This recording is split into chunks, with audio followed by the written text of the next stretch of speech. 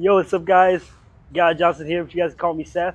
Today we're going to be talking about the life path number 8.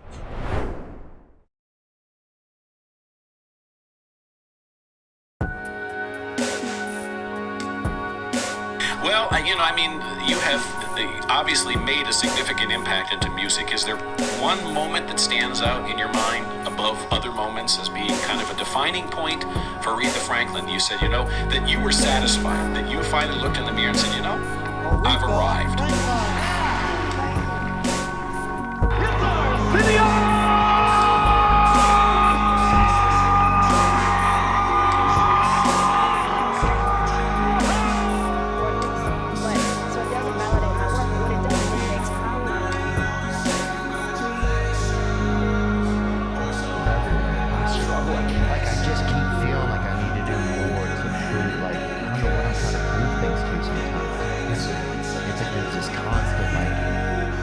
Since I think I was a kid.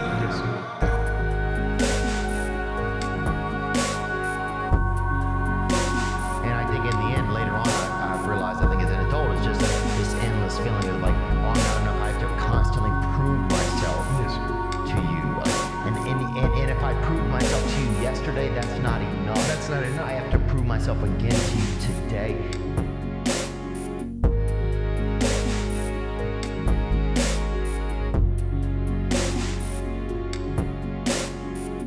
I just want to let you know that I love you so very much and you are so fucking loved. And there is nothing in this fucking world that you can't do, and everything that you go through, all the sad times and everything that happens, and I know for a fact that it gets fucking better, and I just want you to keep fucking being strong, and I just want you to keep fucking being amazing, keep being genuine to yourself, and keep fucking expressing yourself, and keep fucking doing what you love, and keep fucking just being creative and create and go and just fucking be kind to your neighbor and just fucking keep going. And I want you to know that I love you so very fucking much, ladies and gentlemen.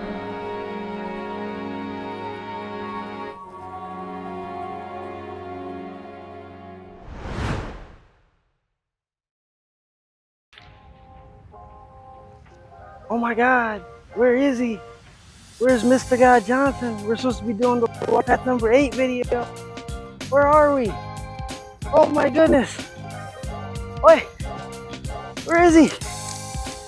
Where is he? Where? Oh my God, there he is. Oh my God. Standing on business. Yes, indeed. Yes, indeed. Nice and neat. Tight. For the life path 8, I was like, yo, we gotta be somewhere that's like larger than life. Got nature. We got some. Can y'all see the trees? Let me get y'all right, man. Get y'all right. Y'all see the tree? Yeah, y'all can see the trees. Oh my goodness. Yes. Yes, indeed. Alright, let me get my angle right. I guess I'm going to sit like right there. Alright. Let me get my snacks. You guys know me. Was I eating on my last one? In episode 7? I was not. Yo, what's up, guys? Guy Johnson here, but you guys call me Seth. Today we're going to be talking about the life path number 8. And I'm about to eat while we're doing this. If you guys are interested in getting a personal reading done, I do astrology, natal chart readings. I do numerology readings where I break down you guys' personal number and life path journey. And I also do tarot readings. So hit me up for all of those. You guys can DM me on Instagram. That'd be tight. And follow me on there. I'm trying to build my following on there. You guys can email me. Or you guys can... No, I think just those two, because I don't want you guys to just be commenting, hey guys, I want to read, hey Seth, Guy Johnson, I want a reading. I prefer you guys get in contact with me straight up so we can get down to business. All right, I've got rice and chicken bowl, rice, chicken, and some greens, which the bugs will probably like. Speed run. Hold on. That's it. That's it right there. Oh my goodness. And I made it myself. You know what I'm saying? Man of many talents. Being a chef is one of them. All right. We got our book here. Okay. Let's talk about the life path number 8, man. And then we got 9 next, and that's our completion number. We'll talk about that next. All right. So the name I decided for you all is the Achiever. I thought that was broad enough. The Achiever, it covers a lot of the points. But let's go over the other names. So Achiever is the one you might see on the title, either Life Path number 8, the Achiever, Life Path number 8, the Sculptor, or Life Path number 8, the Role Model. I was tossing between the Sculptor and the Sculpture because of how much you guys build yourselves, physically, mentally, spiritually, all these things. But I think I decided to go with the Achiever because making a sculpture is quite the achievement. So, oh, okay, well, you know, and it's also symbolic of an achievement. You know, when somebody gets a sculpture made of them, and it's like one showcase somewhere, then they probably achieved something of status, or like that building right there is named after some guy. I don't know the guy, but you know, I would think that's like a symbolic of an achievement they made. You know. Oh, I thought he was asking me for a photo. I'm like, you kidding me, bro? We're talking about Life Path 8. Life Path 8, Life Path number 8, the Achiever. Um, I feel like that's pretty self-explanatory, but you guys are here to achieve. And with the number 8, I guess we can like get into that now, and that's why I'm eating as well. But it's with the what's it called? The Ouroboros. I think that's what it's called, or at least how you pronounce it. But that's the snake eating itself. It's like the Rahu and Ketu kind of thing. Where and I'll break that down real quick. So Rahu and Ketu, that's like the North Node and South Node in astrology. The North Node is about where you're going, and it's kind of like this desire for achievement. And whatever house that's in, that's where you typically want to achieve, where you put a lot of your energy towards. That's where you like go towards it, you eat, and you feel fulfilled for eating in that house. The tricky part is, which this might break down the whole Life Path 8 business, but like, oh, let me keep the mic. But Rahu, which is the North Node, doesn't have a stomach. It's just like it's like a head. And K2, the South Node, is the lower end of the body, which is also like the stomach as well. So if Rahu, the North Node's whole purpose is this like kind of snake head that wants to achieve, attain, and eat, it can't ever really be fulfilled without integration of the South Node.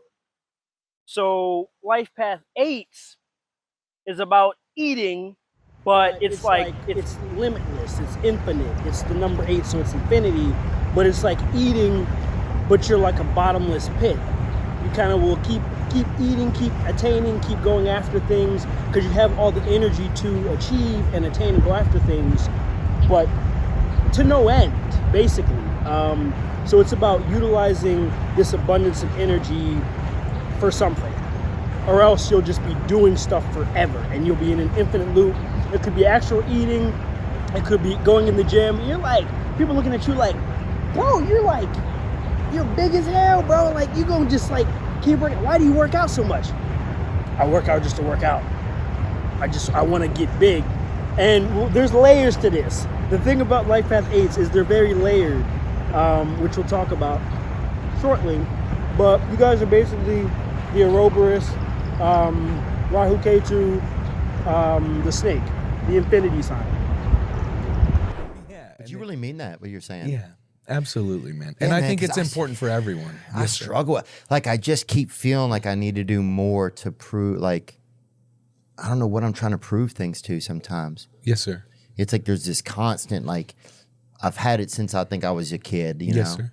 Like, I'm not enough, and I don't know if it's I'm not enough. That's not the feeling.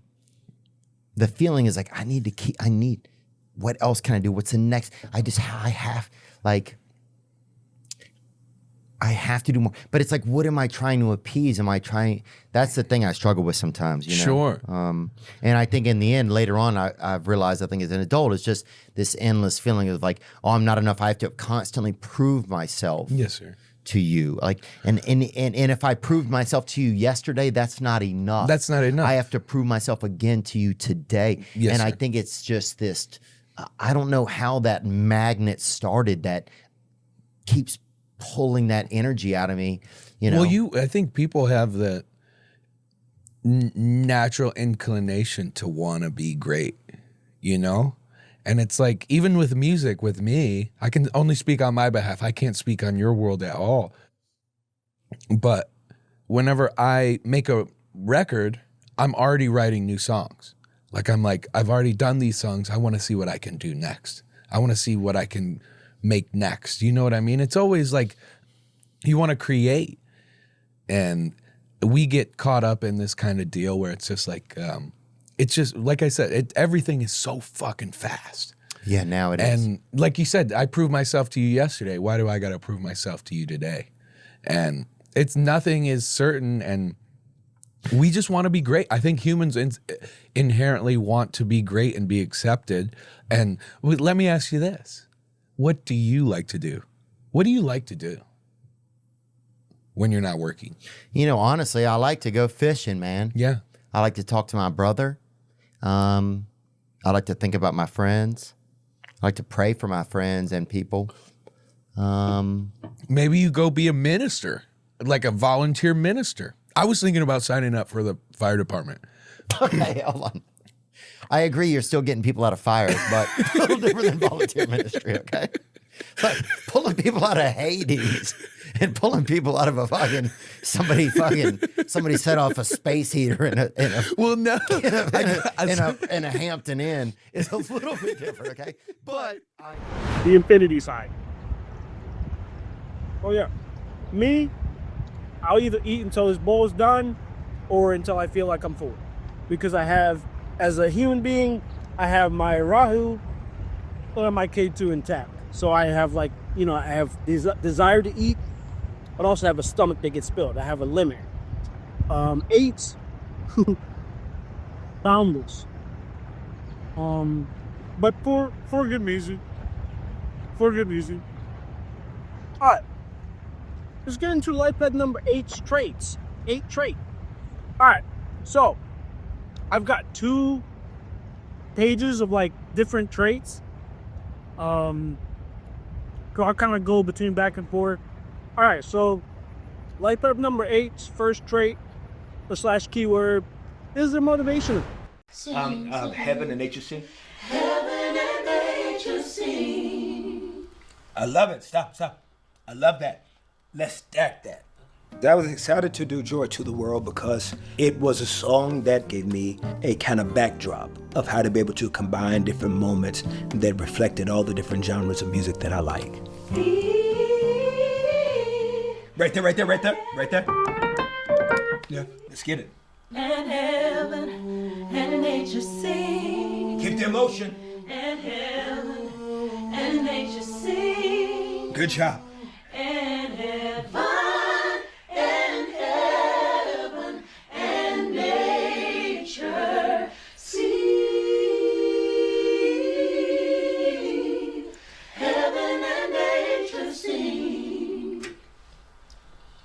Great pass. I forgot to tell you, sometimes I talk in the holes so that you can just clean me up. You know what I'm saying? I'll beat you up. That's what you do when you're 264 years old.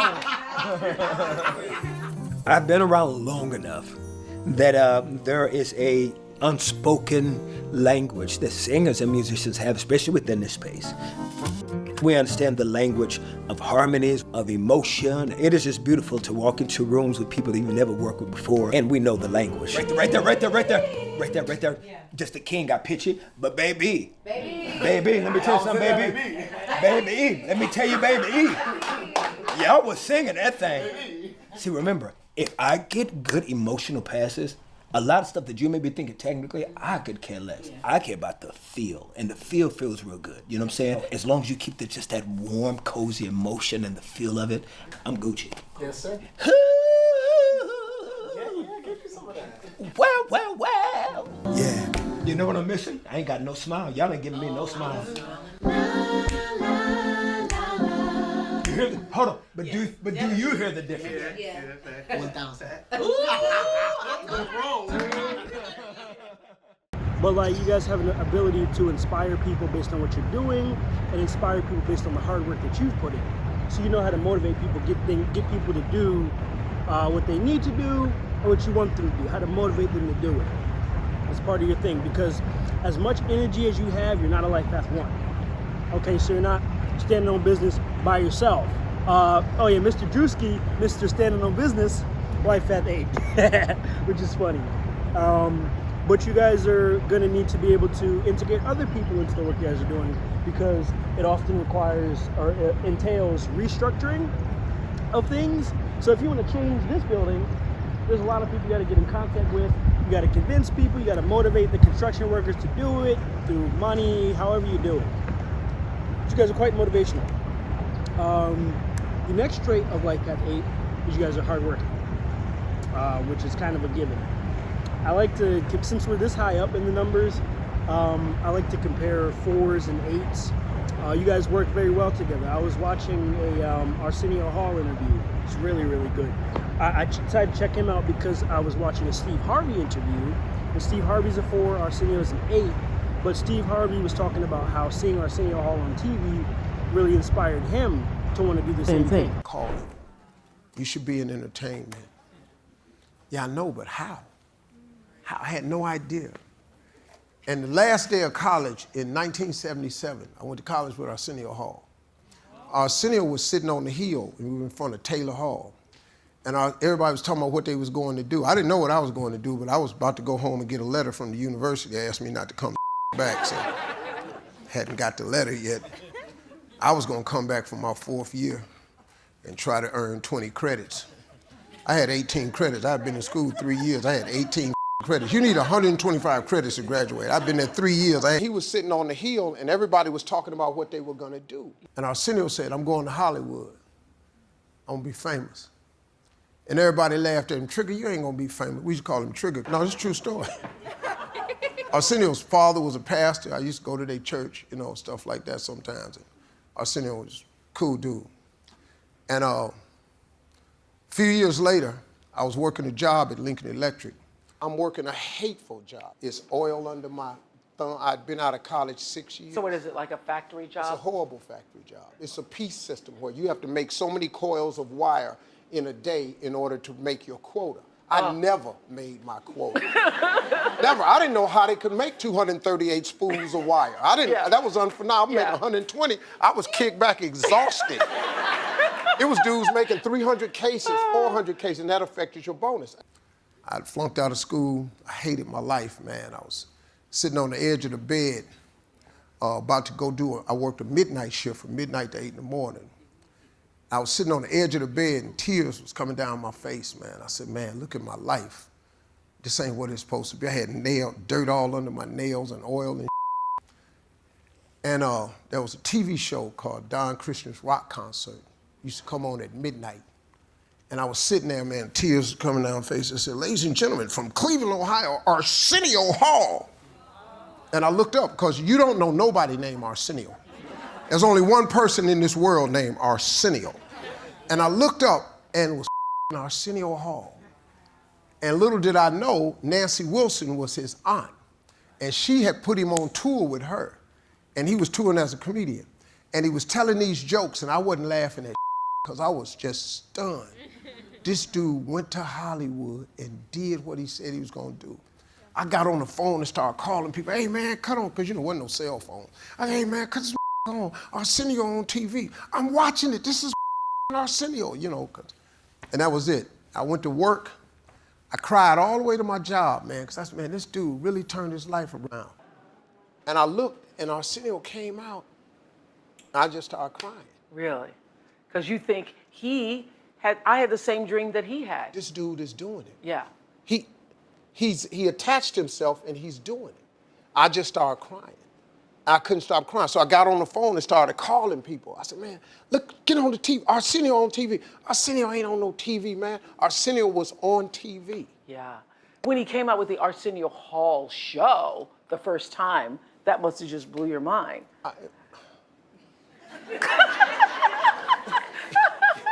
It was unthinkable. Unthinkable. What has he done? Yeah. How did he say this and then go make it happen? Yes. Now everybody talking about, well, he was Nancy Wilson's nephew. That ain't got nothing to do with it. That ain't got nothing. That was him with a drive inside of him and a dream that he implanted. And he was bent on nothing but that dream. They work really well together because yes, they're like the same, like they're divisible by each other, so they can contain some of the same elements. But it's like a different vibration, a different purpose for 8 that could be higher.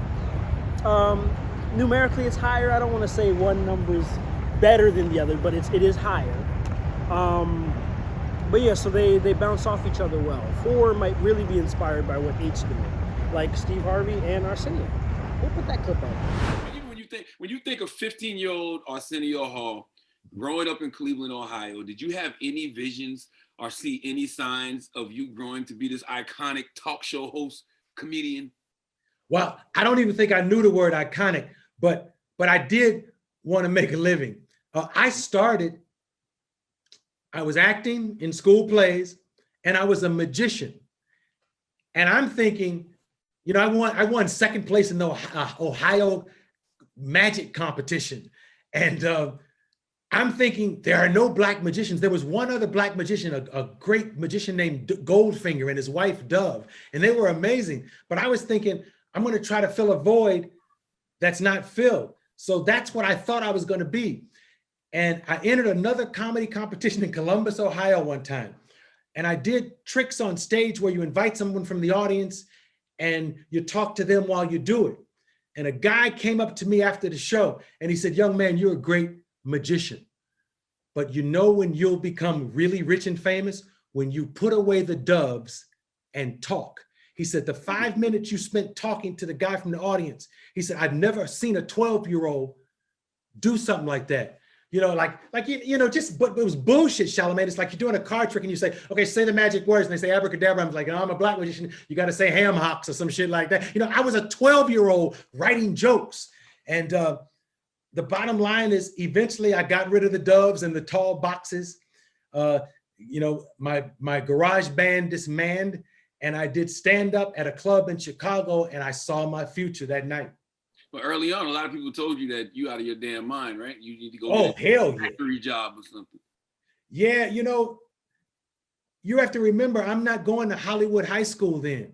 I'm in Cleveland. I'm in a neighborhood, and the only person who got me, and this is weird, the only person who got me was a young man named Steve Harvey. Wow. Steve Harvey and I had friends who booked the talent shows around the city. And, you know, we knew we wanted to entertain. And we both, ironically, I went away to Ohio University for 2 years, but then I transferred to Kent State. I get to Kent State, Steve's there. And we go play basketball every day after classes. Every day we got a bag under our desk and we go to Memorial Gym, call winners, put your name on the board and play basketball and talk about what we want to do in the future. There was a point where a movie called Car Wash came out and Franklin Ajayi came to our school. I'm already a Richard Pryor fanatic. Steve's a Richard Pryor fanatic. And I don't know if he made it to the concert, but I not only went to see Franklin Ajayi do stand-up in the auditorium where Steve and I played by day.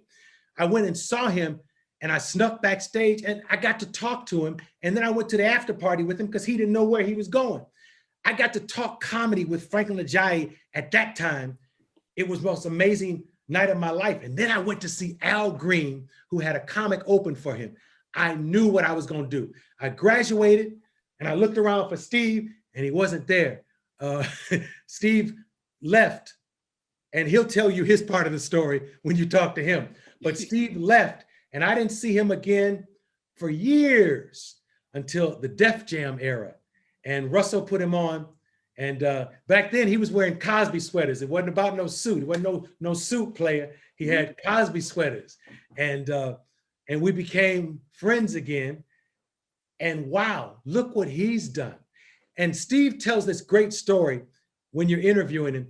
His dad kind of read him the riot act, and his dad saw me on Solid Gold doing stand-up with Marilyn McCoo, and she introduced me. I did my little act, and Steve said his dad went nuts. He said, "That's where you should be. If you wasn't fucking around doing crazy shit here in Cleveland, you could be out there with Arsenio and you could be doing stand-up comedy. Instead, you're here." And he said that motivated him. His dad told him, "You and that guy had dreams, and you're here and he's there and he's proof that it can happen." So you can imagine, whenever I see Steve, I always make him say thank you to me because I'm his inspiration. No, listen, I say thank you to you because you're one of my inspirations. Like, there's no me, or there's no Steve without no Arsenio. Yeah, so really cool stuff.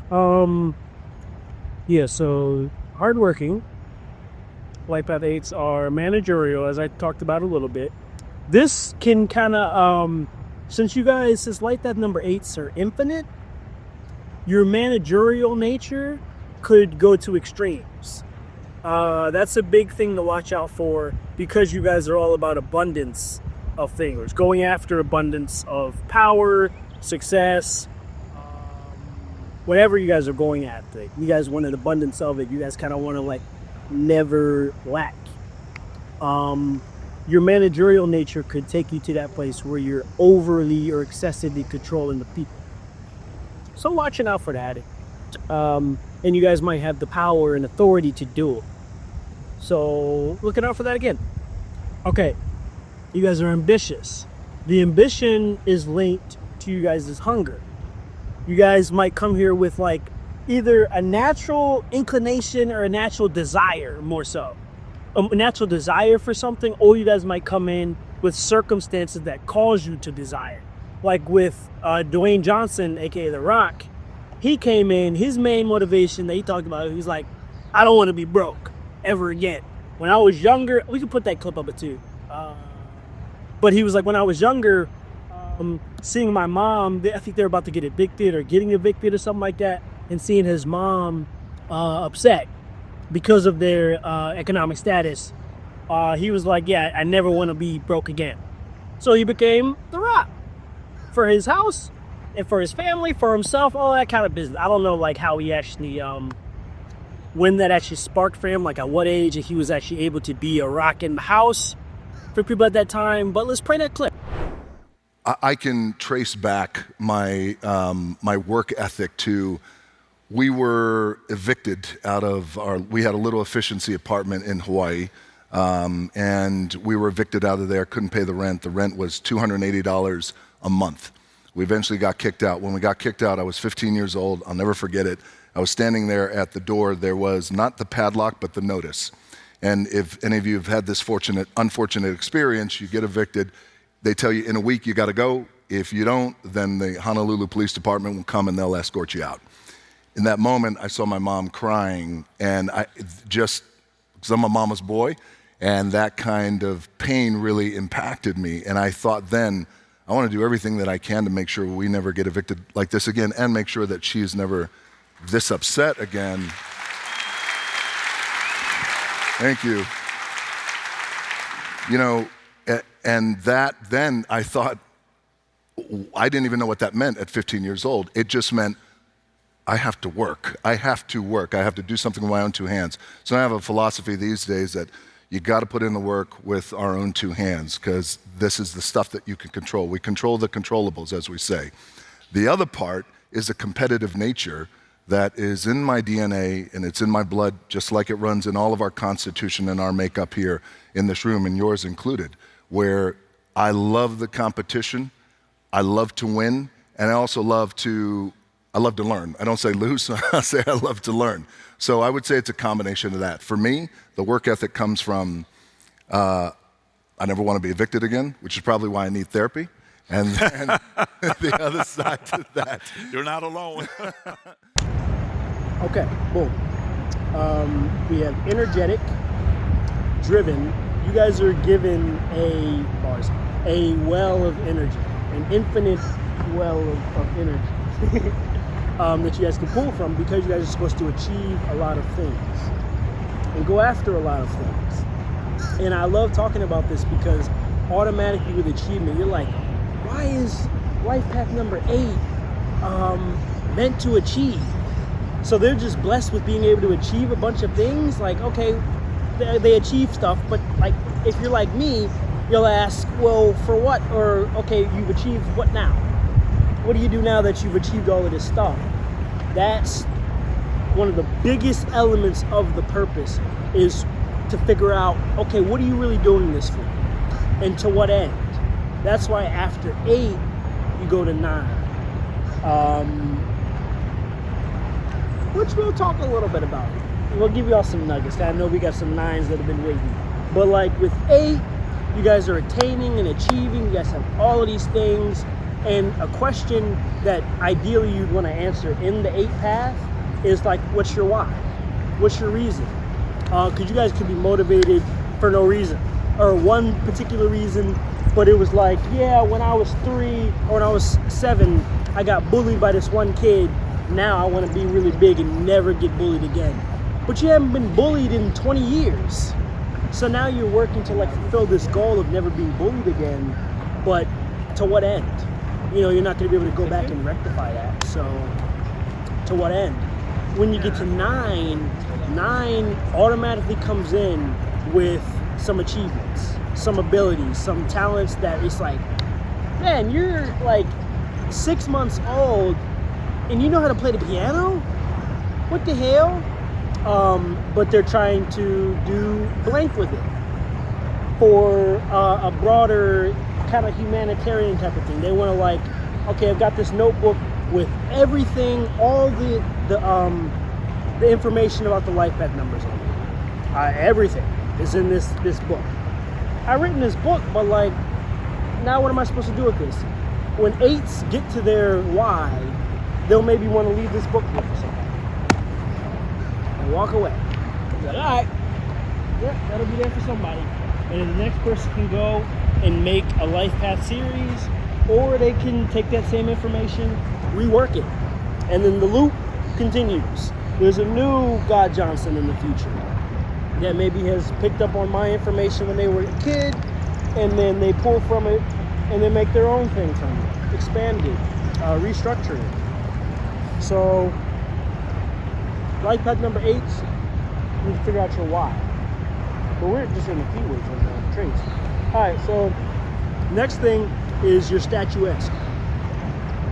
Really, really beautiful people. Life path 8s, man.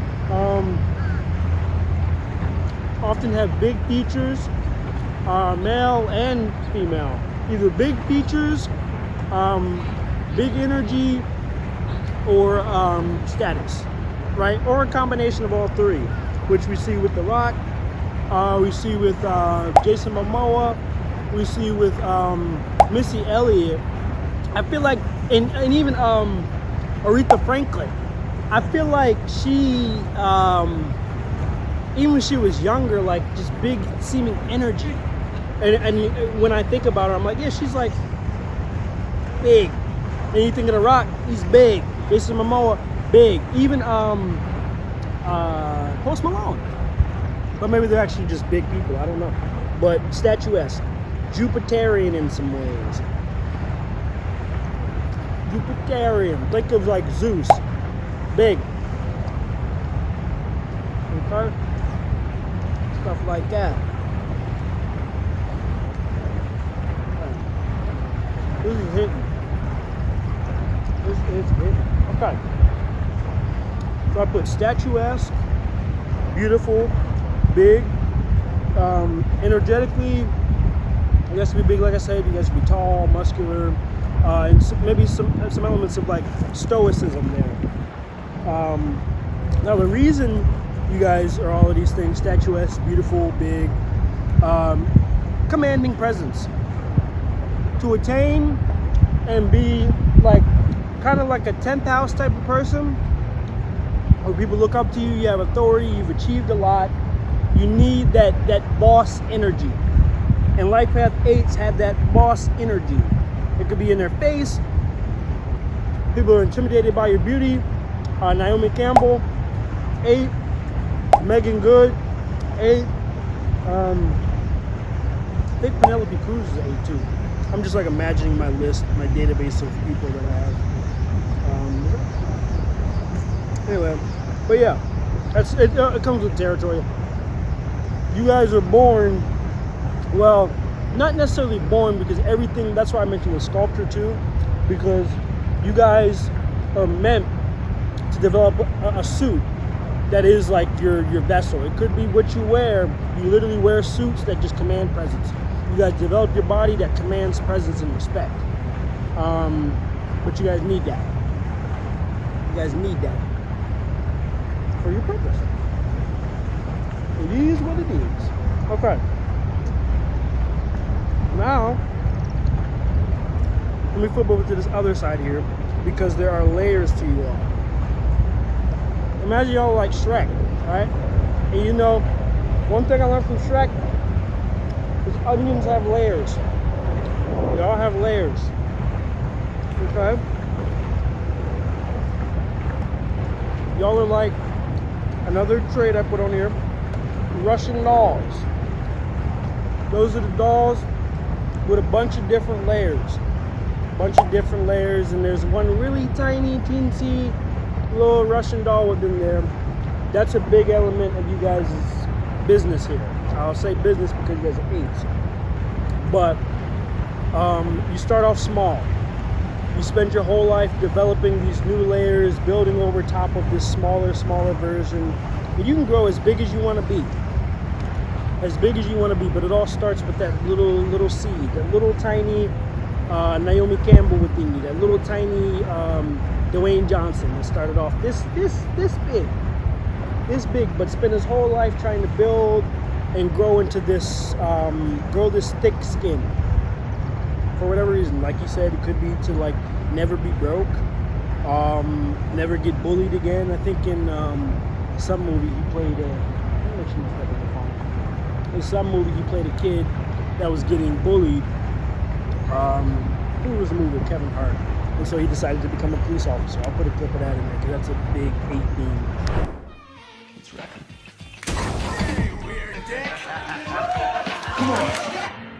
Finally, young ladies and young gentlemen, it is my pleasure to announce that the winner of the National High School Student of the Year Award is none other than your very own 2-time student body president, the captain of Central High's All-Valley Track Team, president of the Drama Club, and the senior voted most likely to succeed. I gotta tell you folks, after 40 years as an educator, he is my favorite student. Now, I, for one, will push myself at every stage, at every step. So I got one question to ask. I got one question for the graduating class of 1996. And that's, will you check out my weird dick?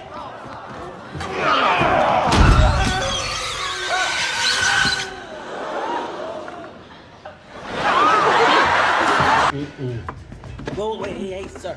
Somebody's actually sitting there. Yeah, someone was. No, hey, man. Hey, you don't see the sweatshirt right here? Man, somebody's sitting Move there. your meat, lose your seat. Dude, you don't have to be a dick about it. Somebody's sitting in the chair. Bro, are you seriously gonna go there, bro? This is only one way back, bro. Through intensive care, bro. Was that the last bro? Because if it wasn't, I'll talk. That's supposed to be funny? Dude. You a comedian now. Because you don't look like Dane Cook to me, bro. Oh, I'm not. What's the rumpus? You know, there's no problem, man. Let's just go to another table. Get your jacket. Let's go. No, we're not gonna go Listen to anywhere. your pussy friend. Those gym muscles aren't scaring anybody, bro.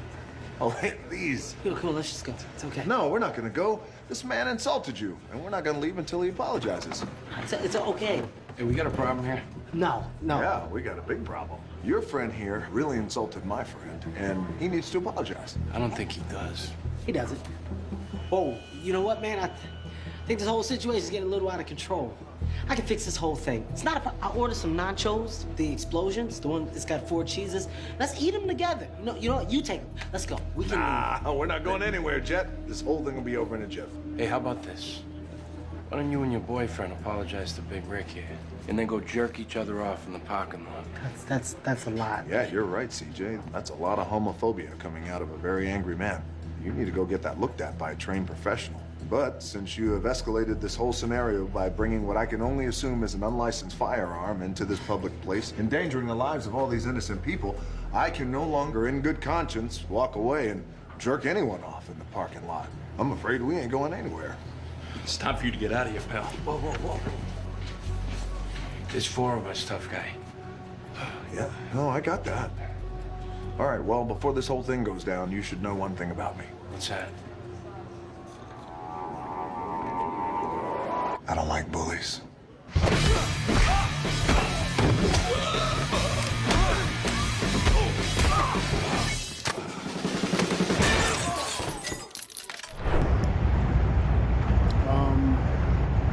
But yeah, so like the Russian doll effect.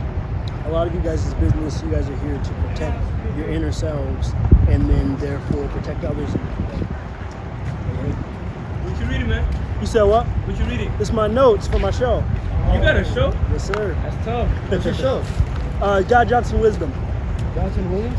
God Johnson Wisdom. God. Yeah. Oh, that's nice. Yeah. Is it a Bible study type? Spiritual teachings. Okay. Yeah. All right. Yeah. Have a I good get one. ya. Have a good one. Take care. But yeah, so Russian doll effect. I put Russian doll / big kid because a lot of you guys, at least the celebrities I've studied, you guys have a lot of energy. You guys are like big kids. Or if you're not physically big, like Lil Uzi Vert, he's like got a lot of energy and is childlike. But I can just tell based on his success and like watching him talk, he stands on business too. He's got this whole, anyway, we'll get into that business when we get to celebrities a little bit more. But yeah, so big kid energy. Last keyword I put on here. Any other ones I want to talk about? I do want to talk about the childlike nature, because with 8s, you're not gonna maybe see this too much, because you're basically looking at like their career persona when you're looking at an 8, and this is their like purpose, their career persona, the suit that they wear when they go out into the world, kind of like that. So you might not really know like, okay, what is this person like? Are we just imagine them as like this authority, like that building behind you. Like you just see it as it's an official building. Y'all might not even know what this building is, but like when you go inside of it, when you experience it, you know, okay, this building has meaning. This building is not just, big, strong, official-looking, scary building. Y'all think it's just the White House, you know. You know what I'm saying? But Life Path 8s, I emphasize this element of your inner self, because that's what you guys do so much of your stuff for. Looking for your inner kid. So you guys are, I put childlike, funny, protective of your inner self. On top of all of the things of being statuesque, being managerial, being an authority, you guys are like big kids. Big kids, man. Yep. And then Drewski's a good example of this, because he's with his Could Have Been Records, like he's pretending to be, he's the CEO I just said it. CEO of Could Have Been Records, but like he's like bullshitting the whole time. ¿Qué onda? ¿Cómo están? What are you here to do? Voy a tocar la guitarra. Oh, guitar. Let's get him the out of here. Next. What's up, Drewski? What's good, brother? Hey, man, I'm over here. I'm trying to play guitar. You know, Okay, man? let's get him out of here. Yes, sir. Thank you. Gracias, papi. Another guitar. What's Papa Drewski? I'm about to sing something for you. What's that you playing? The guitar 6 string. Let's get him the out of here. You gonna do me like that, Thank bro? you. Rapido. I'm a singer. You're a singer? Yes. You're a singer that plays guitar? Yes or no? Yes. Yep. Let's get him the out of here. It's enough of that shit. You know, it's oversaturated here. You know what I'm saying? I'm Swayze. Let me guess. Another guitarist. No, bro, it's a ukulele. Oh, that's a ukulele? Yeah. All right, yeah, let's hear him out. Oh, no, that sounds like a guitar. Get him the out of here. There ain't no ukulele. You can't fool me. There's too many of y'all out here. What the man? You come to play guitar? No. Do you play guitar? No. For you, Bruce. Get him the out of here. Take him good. It's fake. But like being a CEO, he has the ability to sign people. Nobody really gets signed. But this guy's bullshitting. Hold on, he's trolling. That's part of the vibe. You guys are also big trolls. Which is funny and a trait I like about y'all. Alright. Let's get into Life Path 8's purpose. Let me go ahead and do a cam check real quick. I'll do a mic check and a cam check.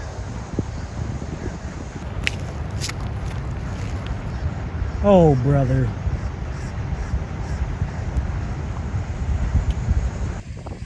Alright, y'all. So my mic was chopped. The battery died. I might as well I'll leave it on for effect. But it died at like 8 minutes, and I went on for like 14 more minutes prior to that, or after that. So like, anyway, it's all good. We keep moving. Okay. My last point, I was talking about Drewski and like being big kids, and like his whole could have been records. I'm glad I did that mic and cam check though. I'm very glad about that. You guys probably couldn't even see me because of the beautiful sun up there. So this might be a better angle. All right. Moving on though. We keep pushing. Let's get into life path number 8. I spilled watermelon on my paper. GG's. GG's. Let's go to their gifts or purpose. We can go with gifts. Let's go gifts really quick because there's not too many on there. All right. Life path number 8's gifts. Your ambition is a gift. I know I've been eating this entire video, but you guys' hunger is a gift, which ties into your ambition as well. But you guys are almost insatiable in like how much you guys will go after to achieve, which is a part of the purpose. You guys are supposed to go after the infinite, after everything and anything. This can make you guys competitive. But when you guys do achieve things, it's not just simply about, okay, I want to achieve this one thing and this is my purpose. You guys can achieve like 50 things, and just for the sake of achieving, not realizing what purpose it actually had. Like, let me think. There was some inventor I had in mind that's invented like a bunch of different things in like different fields, like various different things. But I think Thomas Edison, he's not an 8, but like he's invented a bunch of different things that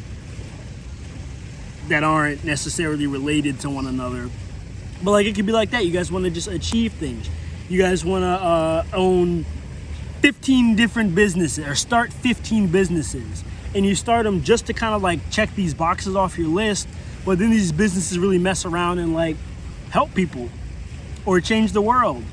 And then people check and look and they see your name is on all of them. They're like, yo, this person is running all of these businesses for what? You just like to do it just to kind of do it and try to fulfill your hunger. But in the end, it ends up doing something really big. Big. Number 8. Okay, so that's a gift of yours, is your ability to attain and your ability and your hunger. You know, kind of, yeah. Even if it was like when you were younger and it was like hunger because of difficulty, that's helped shape you. You guys will have a lot of defining moments that will shape you, but the thing that remains, because you guys are an earthy number, so there's always something that remains the same, regardless of the suit you guys develop and change, how big you guys get. I've been in the gym, how big y'all get, how tall you guys are. You guys could have been really, really small when y'all were like 13, puberty hit. Now y'all 6, 7. That little kid, that inner self, there's always something that still remains there that you do like everything for. That's your whole like motivation. Like I talked about earlier with The Rock again. His main thing is, like I said, he didn't want to be broke. I'm repeating this because I'm not sure y'all could hear me over there, so we'll just reiterate it.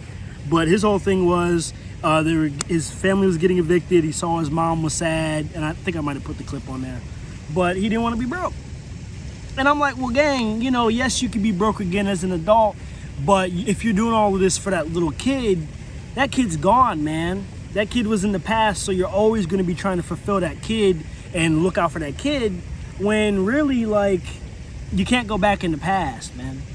You can't go back in the past. When we're talking about infinity, time is one of those things, right? There's no like beginning really or end. There just is. But these are like deeper kind of philosophical principles that an 8 could end up exploring, because you guys are dealing with wanting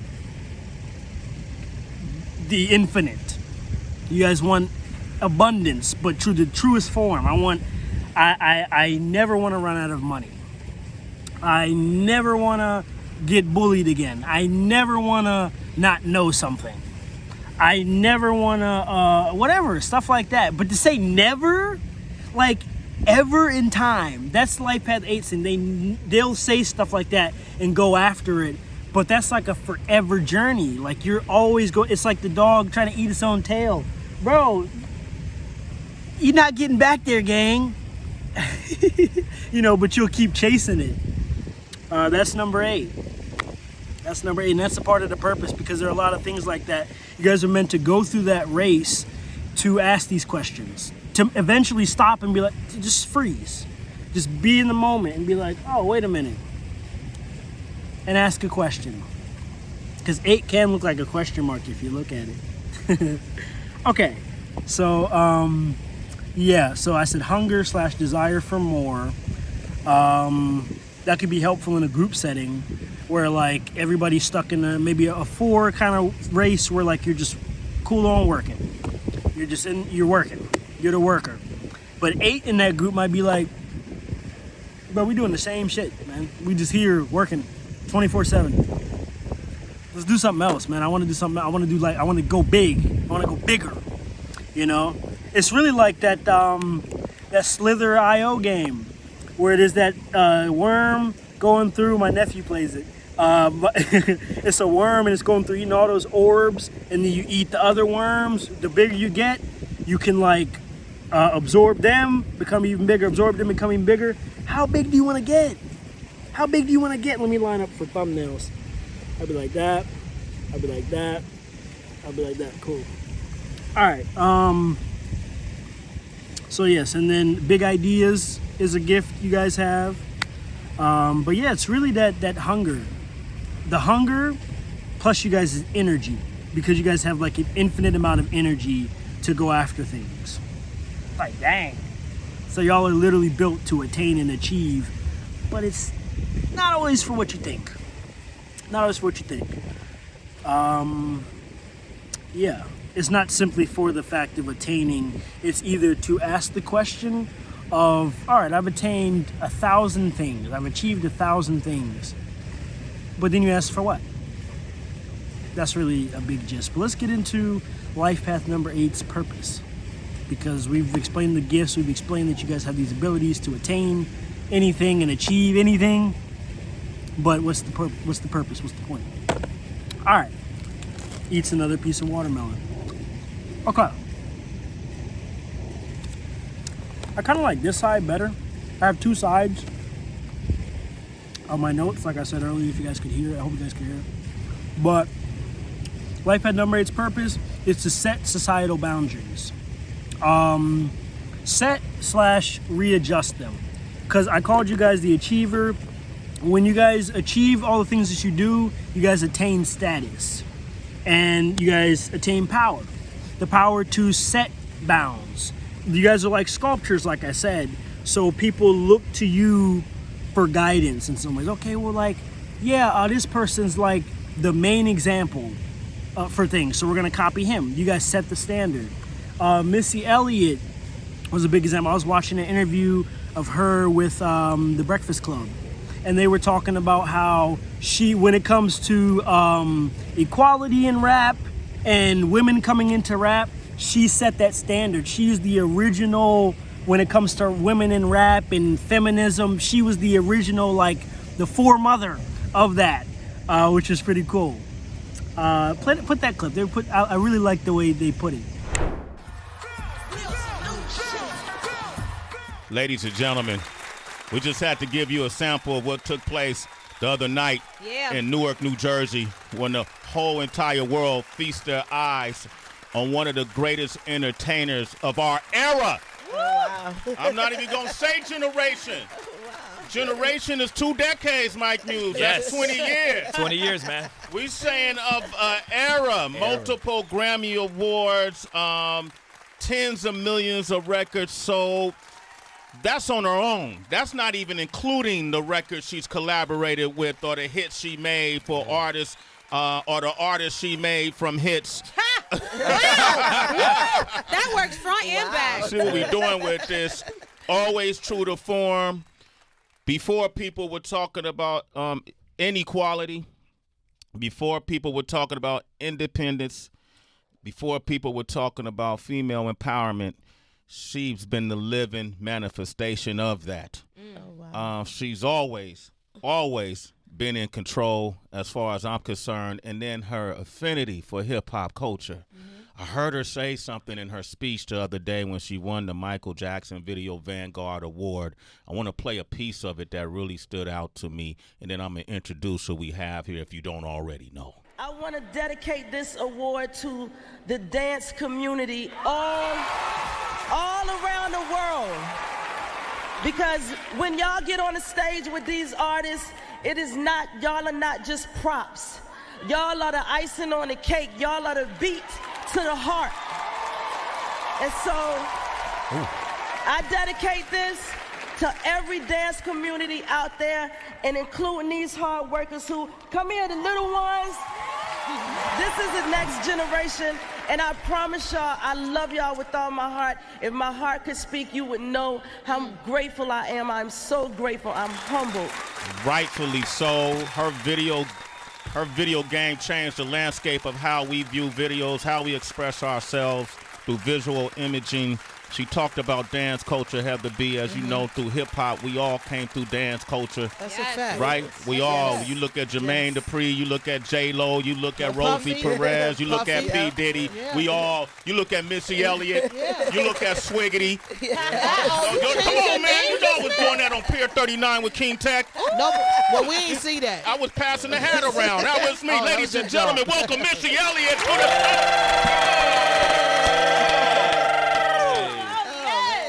Missy. What an introduction. Oh, Thank you. man. We love you. We Thank do. you. I love y'all. You know how often Heather is constantly. Oh, you know, this is my sister right here. Yeah. People come up here, they don't even ask about you. And Heather reminds, Heather's gonna remind them. What you say about Missy, Heather? She is the greatest female artist of our time. Amen. When you talk about women who came into the game for us being recognized as women in hip hop, you have to put Missy on the top of the list. That's not taken away from anybody, because in my eyes, Missy has always embraced other female artists. At a time when female artists were pitted against each other, Missy always embraced. But then there's another skill set of being able to have a pen game so potent that you can write for other people and you don't even hear the artist that wrote it. That's a separate skill set.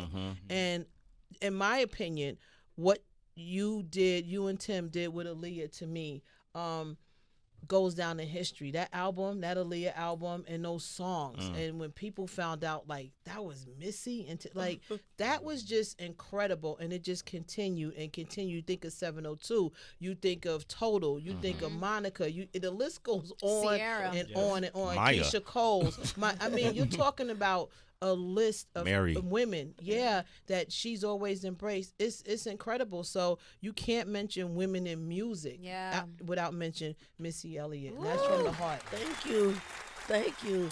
I need to come up here every day. Well, yes, really, really cool stuff, man. I want to look into her a lot more. I'm gonna just listen to like her album, and kind of I like her vibe. And later we'll talk about her and like Timbaland's dynamic and how that worked out. Cause I was looking at their charts, kind of like comparing them.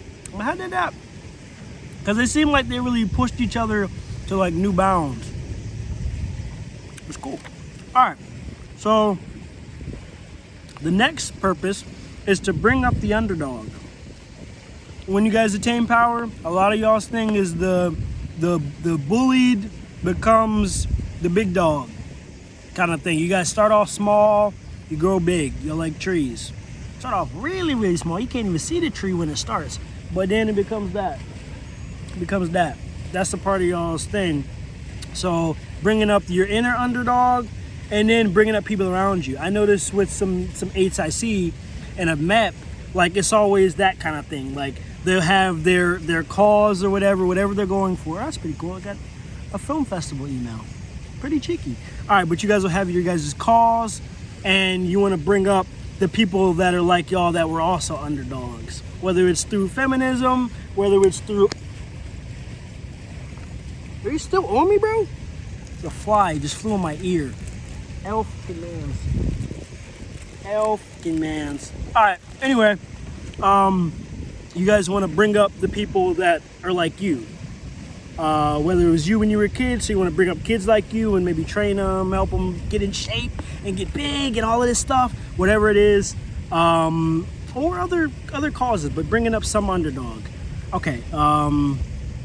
Next part of your purpose is to balance your outer beauty with your inner beauty. Well, I don't want to fast forward too much, but I got to go to the next step in our conversation, and that step is more opportunity, right?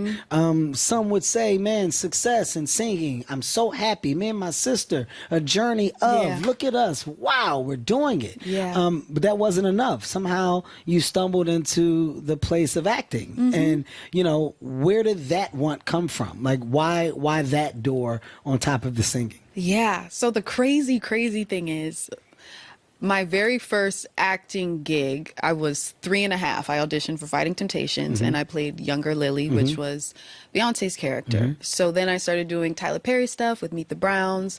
I played Angela Bassett's daughter. Hallie did stuff on House of Pain. So like we started doing like our little acting in the Atlanta scene. And then that's when music took over. Okay. And as, you know, how we dove back into it was through Grownish. And then I was like, I kind of miss this feeling. And as I have gotten older, I have found a deeper appreciation for acting because singing and acting both fuel my spirit in different ways. With music and performing, you rehearse for hours and hours and hours. You perfect it to a T, to hit that note right, to sing it perfect, get that riff, get the dance steps right, have the great outfit that accentuates your curves, nothing's out of place, hair and makeup, boom, boom. Acting, because we are a reflection of an actual real life authentic human being, the beauty lies within the flaws and the rawness of it. And you don't have to be perfect. It actually makes it more beautiful by imperfect. Exactly. And that's why I fell in love with acting so much the way that I do, because it's just you're comfortable being and it's still accepted. Very well spoken as well, like in how you express your thoughts. It's like a layer of depth attached to what you visualize and what you're saying. What the fuck is that? Like, where does that? What do you mean? Well, like, what is that? Is that like because of the art? Is that because of like what you've been in, like what you've been introduced to since 3 years old? Like from the variety of arts, from acting or music or whatever. It's like it seems as if there's another layer of something, and I don't know how to really put my finger on it, but it's something else. Like you're like, yeah, but my thought, and I visualize, and I think these things, and I really, like, yeah, that's how I come. Oh, but no, but it's a good thing. It's not a bad thing. That's cool. But is it you know? Are you well read? Is it the writing of music of songs? Yeah. Is it like poetry? What is it? What's the thing that gets that thing to do that thing? So, what is that? So growing up, I absolutely loved science and math and technology. And when I was like in 5th grade, I was like, I'm going to be a quantum physicist. That's what I'm going to do. So I have always just been intrigued by knowledge and information. Okay. And I'm such a nerd, like internally. Not when I'm dressed up. I don't seem like it, but I really am. And for me, I just like to be challenged. I like for my mind to be challenged. I like to debate and lose so that I can learn. I always go back and forth with my god brother. He's really smart. So it's really nice just retaining information in that way. And also the layer is also through songwriting and music and production and engineering. Like I produce and engineer and stuff like that. So I think that's where the analytical side gets mixed with the creative side. I like that. By the way, what a great answer. It's not necessarily beauty, but it's making sure that like you're balancing your inner self with your external self. Because you guys, I literally like, you guys treat your identity like clothing. You'll only wear a suit, you'll start to identify with the suit, but you're not balancing what's underneath the suit, what's inside. You guys are just focused on being this image because of something that happened. Balance that though, that's important. Or otherwise you'll be in a loop of just eating. You'll be that snake, just eat. But you'll never, you won't reach that fulfillment because you left your stomach in the past. You left that back there. So take note of what'll actually give you fulfillment. Don't just go after things. Know what'll give you fulfillment based on your core. If you embrace the lows and you clap when you're in a low. All right. Okay, you son of a bitch. This is where I'm at. Okay. All right. It's a bigger reward getting out of it. That's so, empowering within itself. Absolutely. So when you say find joy and, have absolute peace, my now question to you is that like, is that a self decision? Like, do you feel like in self, you can just go, you know what, today's the day where peace is my new. Like the search for it or the discovery of it, that can take forever. It's you accepting whatever your version of that is when you choose to accept it. Yeah. The same thing with happiness, the same thing with confidence. It's all a self-choice. If you choose to operate in the place of like not understanding or not knowing, then you just won't. So for you, when you say, I want that, what do you feel like has to happen for you to get that? And why is that not now? Well, it is now. It's new, but it is now. And it is a state of mind, as well as setting boundaries and as well as changing your circumstances. I think it's always easier said than done. And I think the beauty in being honest in the difficulty of it makes it that much rewarding, like you said. And for me, I found my sanctuary in St. Lucia. And I first went there, last year for Carnival. And I'm such a water baby. It's probably a Cancer thing. Cancer, for sure. And it was just like everyone there, like, of course they'll recognize you, but they see you for you. You feel like an actual human being, and your self-worth is not based on what you do for a living. And that is where I got the first taste of peace and complete happiness. And it's like, wait a second. There's more to life than like the thing.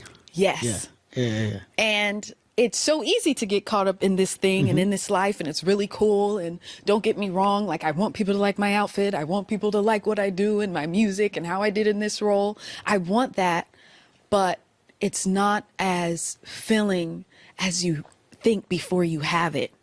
So then when you get it, you're like, okay, well, I need something more. I still got to get this. I got to get this. I got to get that. And it's like you're chasing a high that you'll never get. So I am realizing slowly, but it is slowly now, I am realizing that that is where my peace comes from, not attached to this life. So take note of what'll actually give you fulfillment. Don't just go after things. Know what'll give you fulfillment based on your core. All right, next part of your path is to treat others better than you were treated. It's big. That's big because a lot of it is based on past. It's an infinite loop, so it feels like the past and the future and the present they're all here with you guys. They're all like one. There is no here. Everything's just one. It's again like that snake, like a circle. But you guys have got 2 circles. So these circles kind of like start to intersect the past and future, the present and future, different combinations of time all intersect and become like an infinite blob. So yes, you guys want to integrate the past into your present and future, and so you want to treat others better than you were treated. Your past is very important, because they're all like kind of one. It's a weird thing. Okay, so next part of you guys' purpose is to become someone you can look up to. That's what you guys spend a lot of your time doing. You guys want to become somebody that you would have looked up to when you were younger. What does that look like? What does that mean? And a lot of it is like, it's very like idealized. So it could be someone you saw on TV that you don't know, right? But you're like, okay, I looked up to them when I was younger. I want to become them. And then you become the image of them, but you don't have any of you're not them. You know, so you don't really know why they became who they were. You just wanted to become them. But like, to what end? Now you're a Michael Jackson impressionist. But eventually you have to stop and ask, okay, well, what has this led me to? Or where do I want it to lead me to, or to what end? You've always got to ask to what end. Okay. Next aspect of the life path number 8's purpose is to create the ideas you had as a kid, maybe. Maybe you guys had big ideas. You were a big fan of comic books, and you said, okay, I want to be a superhero, or I want to make a superhero like this. And maybe you don't become it, or you guys would probably try to become it. But like, you're like, okay, I want to make this a movie. So we'll do that, and we'll just make it a whole infinite series, never ends. We'll make it like, I want to see the person that made Grey's Anatomy, because they've got 21 seasons. And when I saw that on Netflix, I was like, when do you stop? Have they already stopped? Are they still going? Are they just never gonna like end? Is it gonna be the show that like never ends? I don't know. But yes, create the ideas you had as a kid. Which is lovely. I want to talk about the captain of your own ship thing in a little bit, but first, and this kind of goes to that, there was an article written about you recently where you said Sabrina wasn't built in a day, and I love that idea. There are some people out there who might think you're an overnight success. And they're still there now watching this. Yes. Not true. No. Yeah, I mean, it's been, what, a decade now? Yeah, I don't know. It makes me seem very old. No, I was just one of those kids that popped out of the womb knowing exactly what I wanted to do. It doesn't mean that it was easy, and it doesn't mean that I knew how I was going to do it. I just think that when things are meant to be, you find your way there blindly. Like, you don't need to know how to do it. You will be guided. Like, you know what I mean? I think universally, I've always felt like I had that relationship with myself and with the universe that's like, I just know that this is meant to be, so it'll happen, and I just have to work really hard until it does. And yeah, I think when I was quite young, it took this turn of, because I was from Pennsylvania, my parents had no idea what this world was. There's a lot of people that will interject and try to take control of a young, impressionable woman who's figuring out who she is and telling her what she should look like and who she should be and how she should sound. And so when I was around 12 years old, that was something that I was dealing with and struggling with. And I knew deep down the kind of songs I wanted to sing. And it was a journey. It was a journey of giving a little and taking a little, and then till the point where I really started to become the Taurus that I am, and really, make my voice known in those situations where maybe when I was younger I would have been more fearful. Another aspect of your purpose is build walls to protect yourself, then turn it into armor. It's an aspect of your purpose. It's important. It comes up. Are you meant to do that? Probably. But is that the reason why? Just to simply do it? No, that's never the reason. It's never do things just to simply do them. It's to eventually get yourself to ask, okay, like, what's the point? or some other question, but some question. Once you build this armor around yourself to protect yourself when you're younger, when will you realize, life path number 8, that you're no longer that little kid that you're trying to protect? That little kid's no longer here. That was you again, like 30 years ago. And you're still trying to build your life to fulfill them, but that's the past. That's the past, man. So something needs to be figured out, right? Let's see, what else did I have here? One more for life path number 8's purpose. It is to achieve enlightenment through the infinite loop. It's the Ouroboros thingy, snake eating itself, infinite loop of eating / achieving enlightenment through abundance. Okay? I'm sure there's some visual example in this. What time? It must be 7 o'clock? I don't know, sometime. But enlightenment through abundance. It could be enlightenment through lack, like, what's it called? What are they called? Buddha was one of them. Like, they basically, like, give everything away and live a life of, like, having nothing in order to achieve enlightenment or after achieving. Aestheticism? I think aesthetic people. Ascetic people. I'll put that either definition up on the screen or something cool on the screen. Let's play some music. No, I'm kidding. Ascetic, I think is how you pronounce it. But you guys may achieve it through an overload of things, like Buddha as well. Because he was Buddha was a prince or something like that. His dad was really rich, and he witnessed, like, I think a blind homeless man, or he witnessed the 3 sights that led him to question life and then decide to, like, give everything away.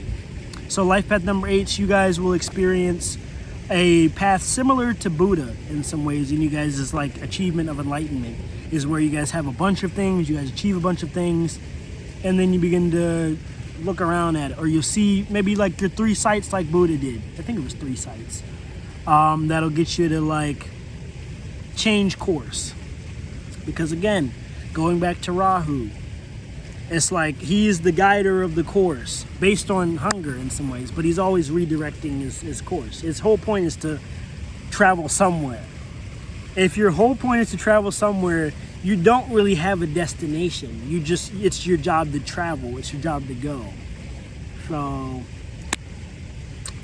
that's you guys' purpose, man, is to find enlightenment in that way. How can you want to put my feet in? But I gotta take my shoes off and stuff and then change angles. Block would be hot. All right, so let's see. Boom, boom, boom. Okay. All right, let's throw out some career paths. I guess we're so high up that I feel like it's like we don't need to list off career paths because that's kind of like a little more surface, but if you guys enjoy it. Okay, life path 8 career paths. Manager is one. Personal trainer is another. WWE wrestler like The Rock. I put that in there because that's more kiddie. And it's like, yeah, I wanted to be that when I was younger. Oh my God, I saw WWE. Used to watch that a lot. I want to do that. Firefighter. Some figure, I was listening to these because, again, like, I put some figure you looked up to as a child. You'll probably want to be like that figure. Like, again, with The Rock, his dad was a wrestler. So he was like, you know, I want to be a wrestler. I don't know if it was because his dad specifically, but it's, you know, it's no coincidence that your dad was a wrestler, then you want to become a wrestler. It's probably linked. It's the same thing with me. Like, I had my reasons for becoming a musician or learning music, whatever, but my mom's a singer and my dad's a musician, you know, so it's like, it's probably related to that. Let's see, bodybuilder, building yourselves, director, being in charge and like allowing your big ideas to flourish, CEO, being in charge of stuff and being in a position of power and abundance of wealth, model, statuesque. Y'all are beautiful. And models do command, once you reach that point, so you have something to desire, go after, which is, okay, status of being like a powerful model. Because I've seen different levels of model. Going to college and being a filmmaker, I've had opportunities to film models and like kind of see their inner workings, shot like documentaries and stuff with them. Seeing kind of the inner workings at the lower ranks, like starting off with being a model, it seems like they're treated pretty badly. Like it's kind of like whoever is the head honcho of the models, you kind of just get you just talking to people a little crazy. But that's part of the dynamic, and I heard about that with like even like dance realms too, like talking to your subordinates kind of crazy, right? But your aim maybe as an 8, being a model, is like you want to reach that higher rank so that you be in charge, you know, but you might just kind of create an infinite loop of becoming what already was.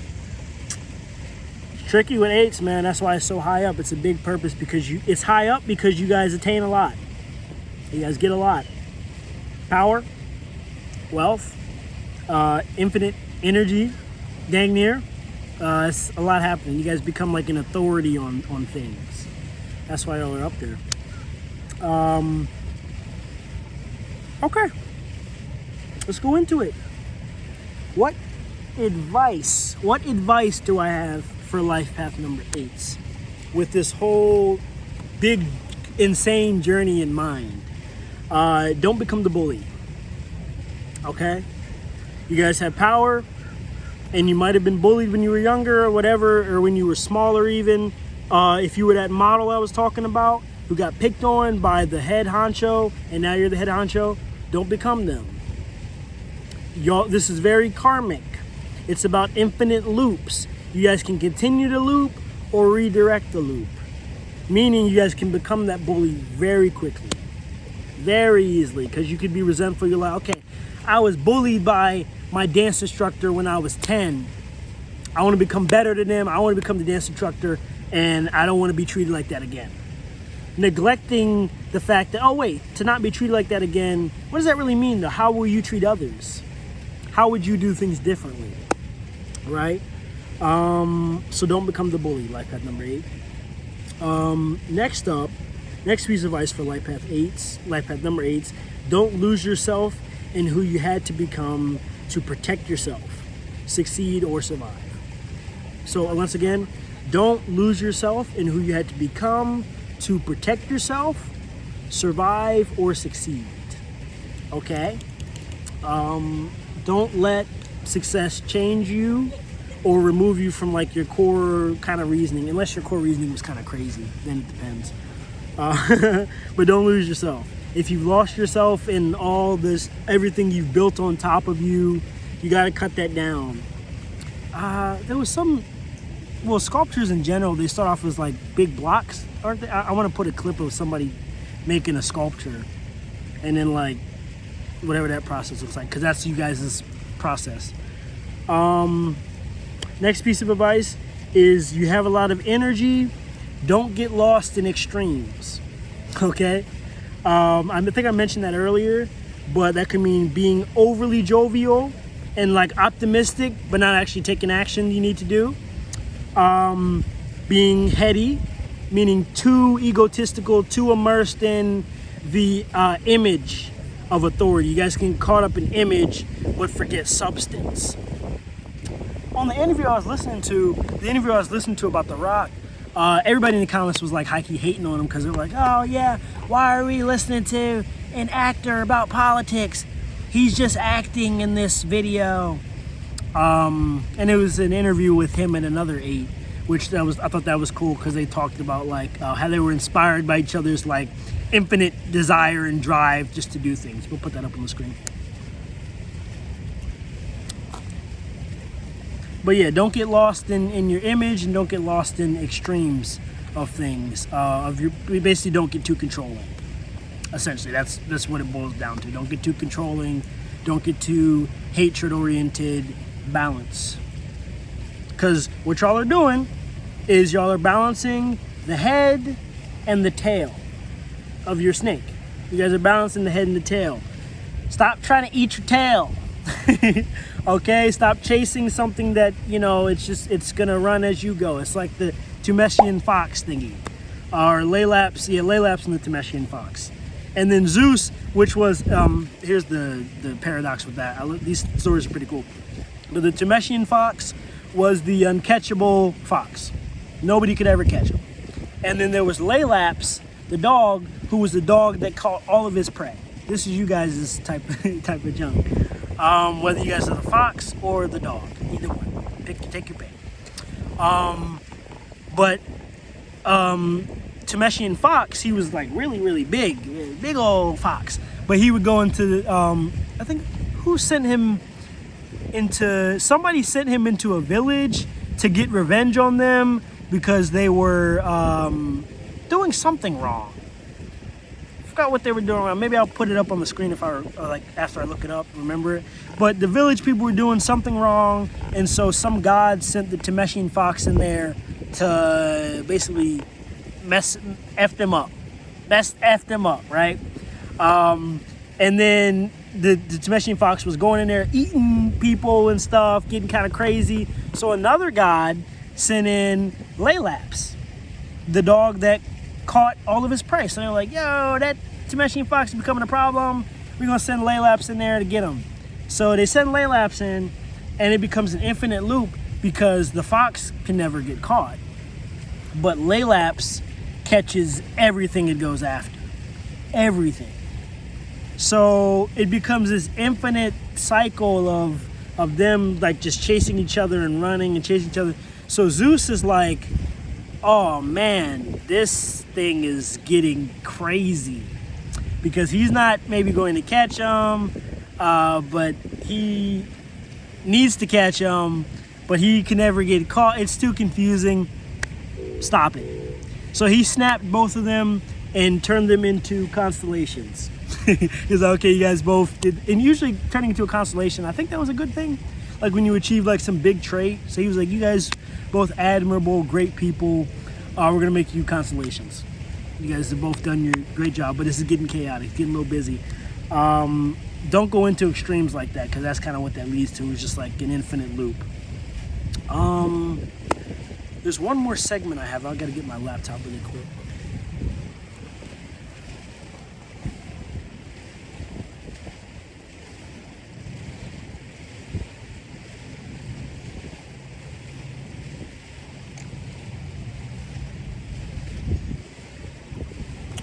All right, you know what time it is? It's time to get into life path number 8, celebrities. Okay. Let me get y'all pulled up on here. Oh, brother, this is a hefty list. My goodness. Okay. All right. Life path number 8, celebrities. Let's get into it. A little speed run if we can. All right. So number 1, we have Amy Winehouse. We have George Lopez. We have Whoopi Goldberg. We have Common, Shaka Khan, Aretha Franklin. I put Kirk Glasper. But Kirk Franklin, Robert Glasper, Pete Rodriguez, Dwayne Johnson, Chloe Bailey, Halle Berry, Missy Elliott, Megan Good, John Sanford, Robin Williams, Zendaya, Zac Efron, John Witherspoon, Dennis Rodman, Lauryn Hill, Jason Momoa, Harry Styles, Penelope Cruz, Post Malone, Bella Hadid, I'm reading the next name, Lil Uzi Vert, Louis C.K., John Harvey Kellogg, he's the guy that made all the cereals and stuff, Edward Charles Howard, Zoe Dutch, I think that's how you pronounce it, Steve McQueen, Jonah Hill, Tom Capinos, Joe Jackson. Trapping onto you guys' managerial thing, there's the extreme example. He definitely managed and handled the fuck out of them kids, man. Sculpted them into the Jackson 5. Made them into like a lucrative business, but it got extreme. It was abusive. I think he said I never put my hands on Michael, man. What? But it got crazy with him, and that's part of the 8's potential is like overly controlling. It does reap good fruits, but you gotta like keep the human core. These are like people you're dealing with. You know, they're not instruments. They're not instruments. They're not your business. You know, they're people, but he shaped them into, made the Jackson 5. So it just depends. We got Paul Rudd. We got Vince Gilligan. He wrote Hancock and Breaking Bad. I like that. Those movies and the movie Hancock with Will Smith. Mac DeMarco, Owen Williams, Ben Stiller, John Watt, Bobby Shmurda, Mike Will Made It, Naomi Campbell, Rebecca Swanson. She's the world's strongest woman. There's a bug on my leg, bro. I hate that. All right, where were we at? Yeah, Rebecca Swanson, Mitchell Hooper, sorry, world's strongest man in 2023. Whitney Wolf Hurd, she made Bumble and co-founded Tinder. Yeah. Jack Dorsey, he co-founded Twitter. Evan Williams, he also co-founded Twitter. Adam Bishop, he was Britain's world's strongest man. Manute Bol, tallest NBA player. Arsenio Hall, very cool. Did I put that interview clip already? Yeah, but he was one of the first black TV talk show hosts, I think.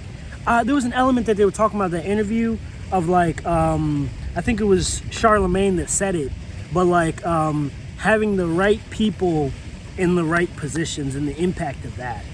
Life Path number 8s, you guys will be in a lot of positions, like powerful positions. So I just hope and pray, like make sure you guys are the right people in the right positions to like be able to do things for other people. I'll put that interview clip in there because that was really cool. They don't need me on the planet because Charlemagne is taking everything I dreamed of doing and tried to do to the next plateau. And wow.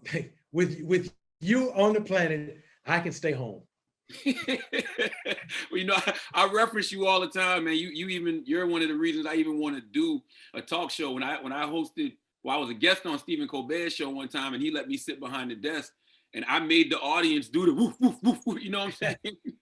Like, hey, yo, what was your experience like as a black male talk show host in the 90s? Oh man, it was hard because, well, first of all, fuck hard. Hard is what my uncle did at Jones and Lockland Steel, or what my other uncle did at Chevrolet. But there were times, you know, I remember one time a reviewer referring to me as a monkey. And it's like, hey, you could imagine back then, it was different. And we've become a little more politically correct, but it was hard. And, you know, huh? What was the context? Yeah, he was talking about my movement on stage, you know, because I don't stand, you know, I was a stand-up and I move a lot. And it's crazy, Charlemagne. It's the things I could tell you. But you know what was the hardest sometimes? I had a desire to leave the business different than I found it. Mm-hmm. I wanted to bring Black people into it.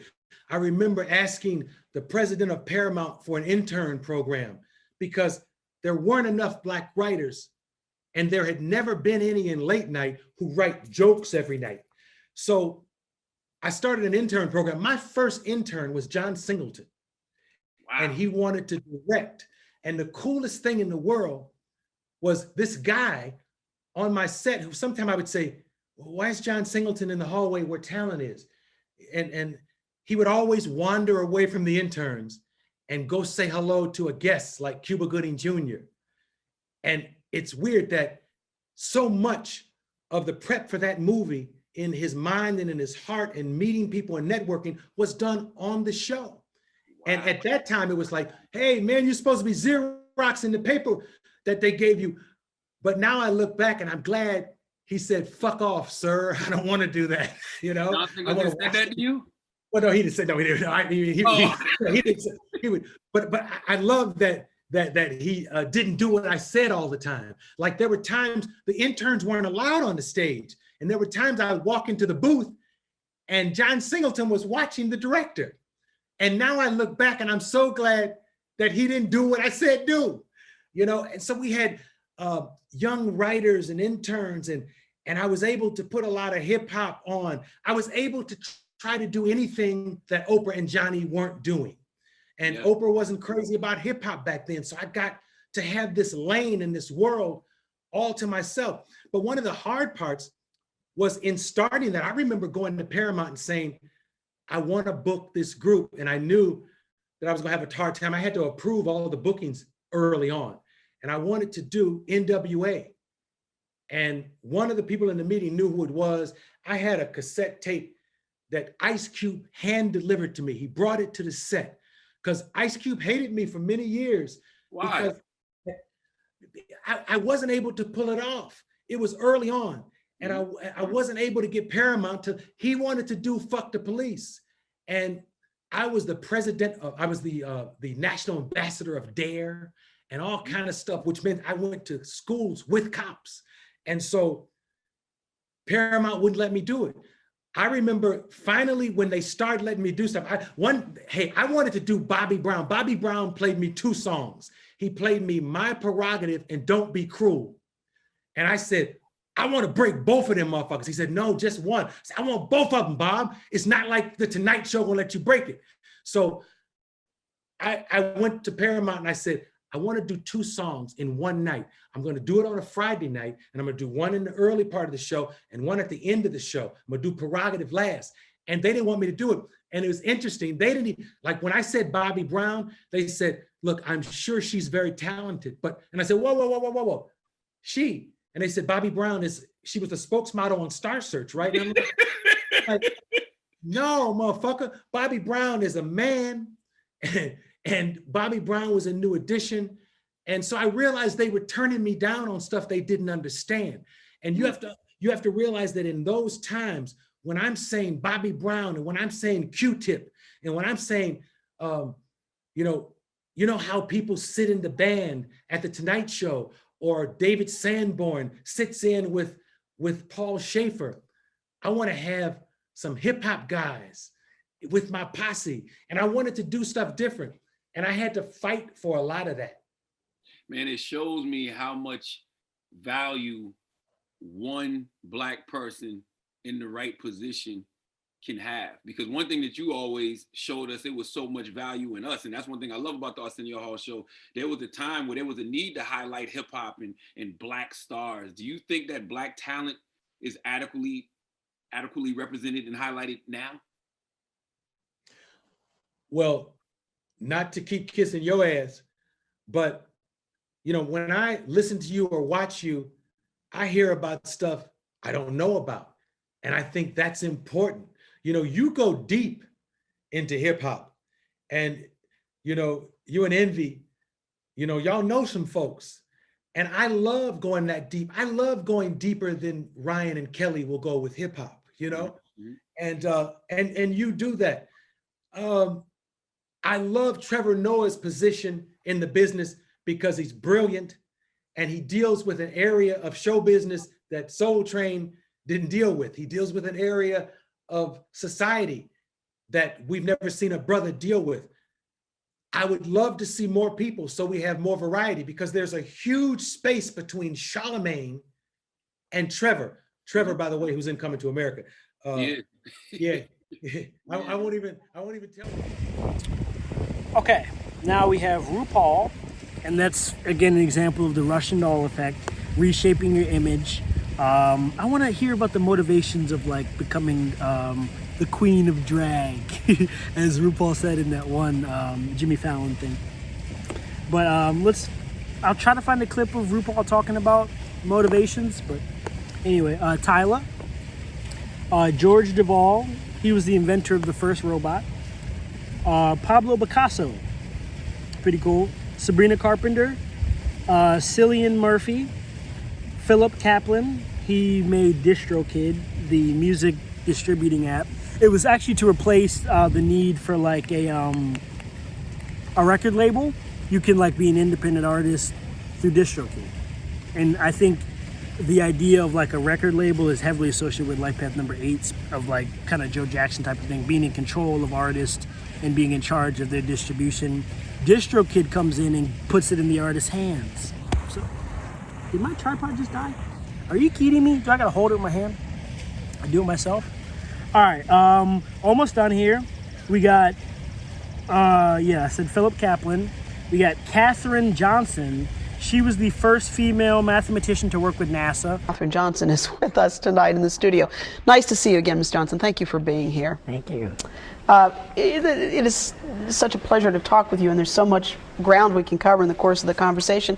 I think one of the most interesting things to note is this use of this word computer, because I think we think of it as an electronic device, and yet before electronics there were people like you who were people who compute, or computers. With a data sheet that wide. And you would just have to figure out all the calculations across there. That's right. So I want to go back to your childhood, because it seems like to me that's where a lot of this was, it became so ingrained and instilled in you. You said that your father was the smartest man you ever knew. Oh, yes. Yeah. Tell me about him.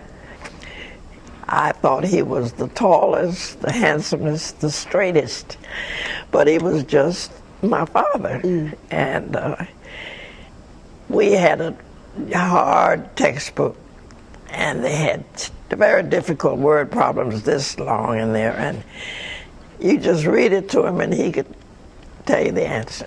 So he obviously had a gift for mathematics. Evidently. Yeah. And so he, what did he do for a living? He farmed, he logged. Then he eventually left and went to work at the hotel so we could go to school.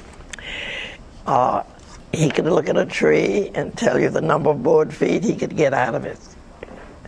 Wow. And he was just a smart man. Many of these incredibly well-known people connected to NASA, many people whose names we would know. Mm-hmm.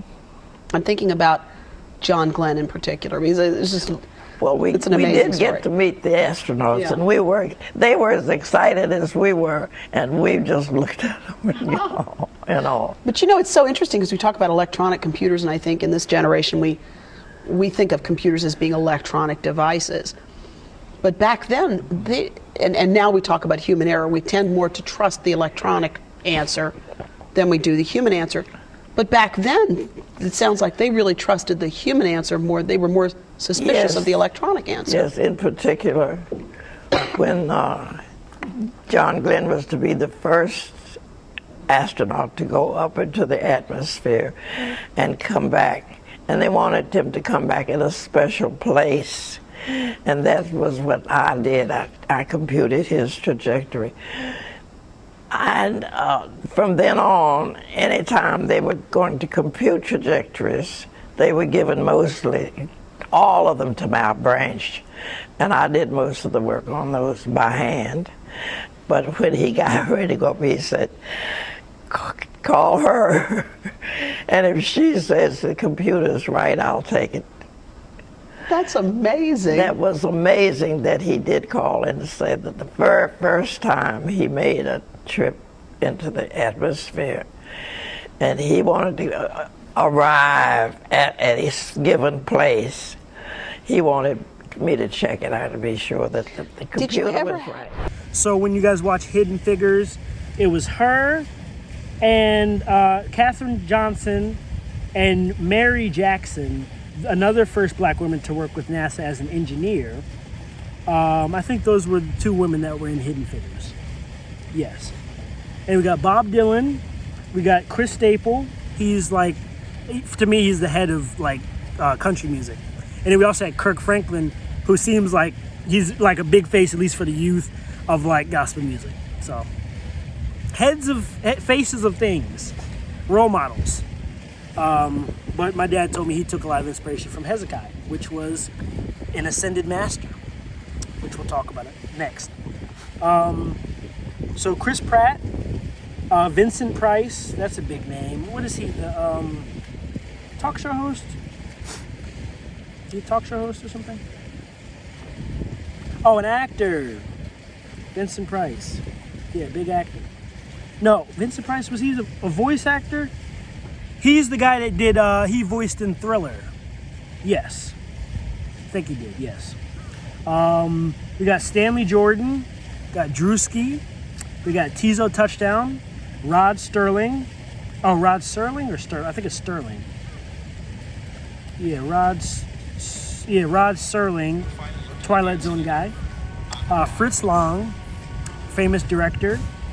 Noah Kelman, who's a YouTuber I like, and Patrick Bet David, which he was in the interview with The Rock, and I just wanted to check his number to see what he was. But, and it says American businessman and media personality. All right, we'll get y'all off the tripod real quick, since it died.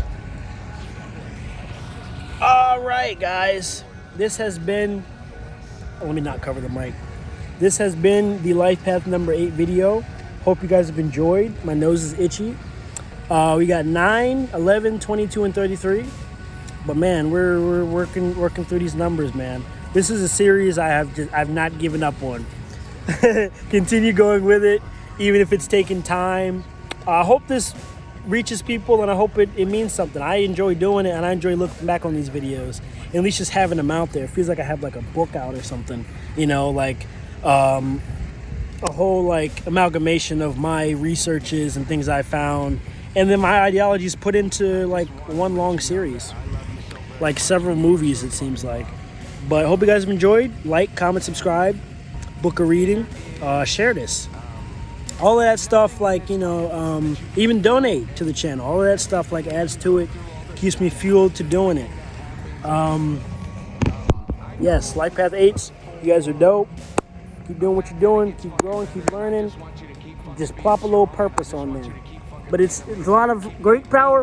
What did he say? What did Uncle Ben say? It's great power, it's great responsibility.